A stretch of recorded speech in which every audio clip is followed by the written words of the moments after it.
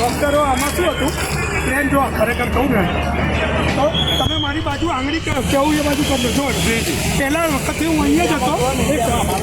અહીંથી જ્યારે પ્લેનનો પાછળનો ભાગ હતો સાંભળો પ્લેનનો પાછળનો ભાગ હતો અહીંથી પછી અહીંયા પાછું ત્યાં થયું એક પાછું ત્યાં પડ્યું આ ડૉક્ટર રેસિડેન્સી છે અહીંયા 5 થી 7 જણ ઓફ થઈ ગયા છે અહીંયા 11 જણ અને આ તો ના કહેવાય પણ આ લાપરવાહીઓ એવું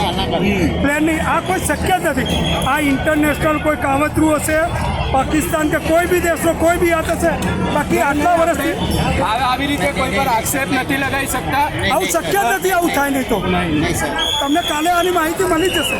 કેમ કે મેં મારા નજરે જોયું છે ને આ શક્ય નથી આજ સુધી હું 45 વર્ષનો થયો અહીંયા વિસ્તારમાં એક પ્લેન આવી રીતે ઉડી જ ના શકે ઇન્ટરનેશનલ પ્લેન આવી રીતે અડી નીકળે